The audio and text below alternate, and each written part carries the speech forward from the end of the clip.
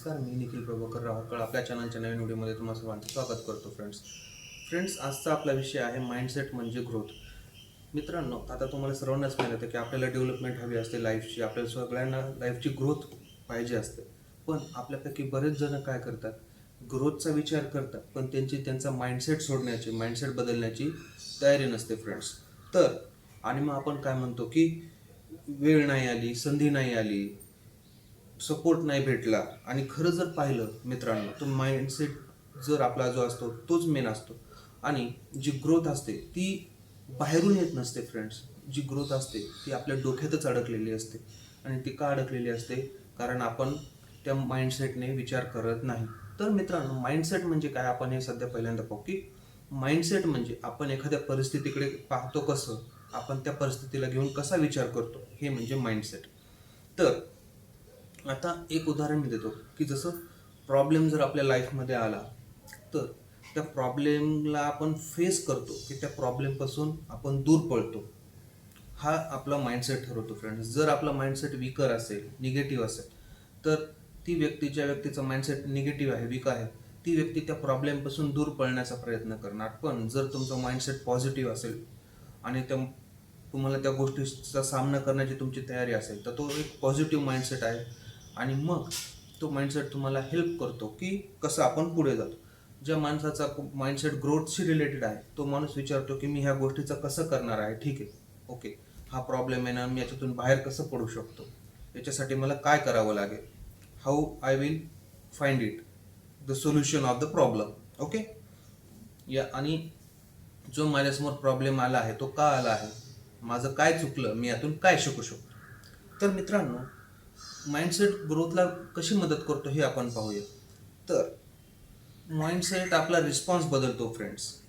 पहिलं म्हणजे एक जर तुमचा माइंडसेट निगेटिव्ह असेल, समजा की आपल्याला सेम सिच्युएशन आहे, आपल्या लाईफमध्ये एक सिच्युएशन आहे की ज्याच्यामध्ये आपण अडकलेलो आहोत. जर आपला माइंडसेट वीकर असेल, लोअर असेल, निगेटिव्ह असेल, तर आपण त्या गोष्टीची कंप्लेंट करतो की यार नाही झालं, नाही जमत आहे. It is a complaining mindset. But जर तेच सिच्युएशनला आपण पाहिलं की ठीक आहे, ओके, काही नाही ना, हरकत नाही, मी करतो, ही गोष्ट होईल, थोडं वेट करावं लागेल, थोडं मला ॲडजस्ट करावं लागेल, तर हा झाला तुमचा एक ॲडजस्टमेंट करून त्या प्रॉब्लेमला मॅचअप करण्याचा, त्या सिच्युएशनला मॅचअप करण्याचा आणि त्यातून पुढे जाण्याचा माइंडसेट. फ्रेंड्स, आता जर आपण पाहिलंय, गोष्ट ऑब्झर्व केली, तर महत्त्वाची गोष्ट म्हणजे काय करतो की माइंडसेट जो आहे तो आपल्या फेल्युअरची डेफिनेशन बदलतो फ्रेंड्स. की समजा आता एक व्यक्ती ज्याचा थोडा निगेटिव्ह माइंडसेट, तो जर लाईफमध्ये फेल झाला तर तो म्हणतो की सगळं संपलं, आता माझ्या आयुष्यात काहीच नाही राहिलं, मी आता काहीच करू शकत नाही, माझं आता काही होऊ शकत नाही, I am lost, I am failure, etcetera etcetera. पण जर एक पॉझिटिव्ह माइंडसेटची किंवा एका फायटर माइंडसेटची जर तुम्ही व्यक्ती पाहिली की जे नाही, ठीक आहे, मी फेल झालो ना, काही हरकत नाही, चालतंच, लाईफमध्ये फेल्युअर येतच असतं, हा त्याचा माइंडसेट आहे.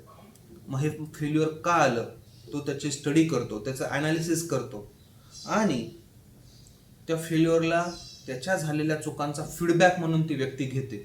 आणि हा फीडबॅक त्याला हेल्प करतो लाईफमध्ये परत त्या चुका न करण्यासाठी आणि तिथून पुढे एक शिकून, त्या चुकांमधून शिकून पुढे जाण्यासाठी. फ्रेंड्स, अजून एक महत्त्वाची गोष्ट काय की तुमचा माइंडसेट आहे ना फ्रेंड्स, तुमची टाइम फ्रेम बदलतो. आता माइंडसेट टाइम फ्रेम कशी बदलतो तेही मी तुम्हाला सांगतो फ्रेंड्स. 2 उदाहरणं मी तुम्हाला देतो की एक व्यक्ती आहे, तो काम करतो एखाद्या गोष्टीवर आणि एखादा त्याने प्रोजेक्ट हातात घेतला, एखादी गोष्ट त्याने हातात घेतली आणि ती त्याच्याकडून नाही झाली. अरे अरे, नाही झालं, सोडून दिलं, that is a giving up mindset. पण एक दुसरी व्यक्ती आहे जी की त्याच गोष्टीवर काम करते आणि मग तो काय करतो, काम करतो पण त्याचंही होत नाही, पण मग तो काय करतो, अरे यार ठीक आहे, नाही झालं ना, अजून एकदा प्रयत्न करू. तो त्या गोष्टीला सोडत नाही, कन्सिस्टंटली त्या गोष्टीवर काम करत राहतो आणि आज नाही झालं तर उद्या होईलच, असा त्याचा माइंडसेट असतो, एक पॉझिटिव्ह माइंडसेट होत असतो आणि तो माइंडसेट त्याला हेल्प करतो आणि ती गोष्ट त्याच्याकडून होते. फ्रेंड्स, ग्रोथ होणं म्हणजे स्पीड नाही आहे. ग्रोथ ही स्पीडी नसते, ती तुमच्या कन्सिस्टन्सीशी रिलेटेड असते. ग्रोथ ही एक डायरेक्शन आहे जी तुम्हाला हेल्प करते लाईफमध्ये पुढे जाण्यासाठी. तर एक रियालिटी मी तुम्हाला सांगतो फ्रेंड्स, आणि ही रियालिटी अशी आहे की टॅलेंट असूनही लोक पुढे जात नाहीत, हार्डवर्क असूनही लोक डेव्हलप करत नाहीत, ग्रोथ त्यांची होत नाही. हे का होतं? कारण त्यांचा माइंडसेट तसा नसतो. ते एका वेगळ्या माइंडसेटने त्या गोष्टीकडे बघत असतात. हार्डवर्क करणारा व्यक्तीचा माइंडसेट असतो की नाही, मला हे करायचं, मेहनत करायची आहे फक्त. तो स्मार्टवर्क पाहत नाही. त्याला ॲक्च्युली नेमकं त्या गोष्ट करण्यासाठी काय काय त्याला हे असतं, म्हणजे त्याला काय काय करावं लागतं याची त्याने प्लॅनिंगच केलेली नसते. जो एक स्मार्ट व्यक्ती आहे तो हार्डवर्क करतो, मेहनतीवर त्याची भिस्त असतेच, पण तो काय विचार करतो की नाही, मला एक अगोदर प्रॉपर प्लॅनिंग करायची. ही डूज द स्मार्ट वर्क. तो प्लॅनिंग करतो, एक एक गोष्टीचं ॲनालिसिस करतो, आणि मग जो प्रोजेक्ट आहे, जी गोष्ट त्याला करायची आहे ती हातात घेतो आणि तडीस नेतो, सक्सेसफुल ती गोष्ट करून दाखवतो. हा तुमचा माइंडसेट तुमची रियालिटी चेंज करतो. तर जे लोक फेल्युअर होतात ना फ्रेंड्स, त्यांचं काय झालेलं असतं, ते स्वतःला मेंटली अपग्रेडच करत नाहीत.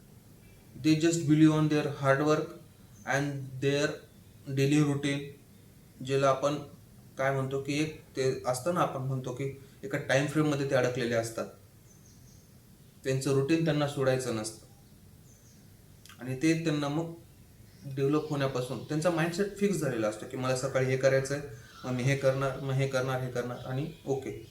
मग जेव्हा नवीन गोष्ट करायची असते तेव्हा ते त्याचं प्लॅनिंगच करत नाही. त्यांच्या डेली रुटीनमध्ये एक ॲडिशन म्हणून त्यांना ती गोष्ट करायची असते. त्याच्यासाठी त्यांना सेपरेट वेळ द्यायचा नसतो, सेपरेट त्याच्यावर मेहनत घ्यायची त्यांची तयारी नसते, आणि म्हणून ते मग त्या गोष्टीला घेऊन फेल होतात फ्रेंड्स. तर मित्रांनो, आता आपल्याला हे बघायचं आहे की आता आपल्याला स्वतःला आहे तसंच जगायचं आहे, की आपण जे आहोत, आपण जे फेस करतोय, आपण जे लाईफस्टाईलला हे करतोय, त्याच्यापासून आपल्याला ग्रो व्हायचे, काहीतरी एक्स्ट्रा ऑर्डिनरी करायचं. जर आपल्याला काहीतरी एक्स्ट्रा ऑर्डिनरी करायचं असेल तर आपला माइंडसेटही एक्स्ट्रा ऑर्डिनरी हवा, आपली कन्सिस्टन्सी ही एक्स्ट्रा ऑर्डिनरी हवी, आणि आपलं वर्कही एक्स्ट्रा ऑर्डिनरीच पाहिजे, तरच आपण ती गोष्ट साध्य करू शकतो. माइंडसेट बदलणं म्हणजे वेगळं माणूस होणं नाही मित्रांनो. ज्या गोष्टी आपल्याला ग्रो करण्यापासून थांबवत आहेत त्या गोष्टींना लाईफमधून बाहेर काढणं, त्या गोष्टी सोडून देणं, आणि ज्या गोष्टी आपल्याला ग्रोथकडे घेऊन जात आहेत त्या गोष्टी ॲक्सेप्ट करणं आणि त्या गोष्टीवर काम करणं म्हणजे माइंडसेट. तर जुन्या सवयींना सोडून देऊन माइंडसेट म्हणजेच ग्रोथ आहे, बाकी सगळं आपोआप फॉलो करतो फ्रेंड्स. तुम्ही जर एकदा पॉझिटिव्ह माइंडसेट घेतला आणि तुम्ही वर्क करायला लागलात की तुमची ग्रोथ आपोआप तुमच्या मागे येते. This is it for today. This is Nikhil Harkal talks, real reset. Thank you friends.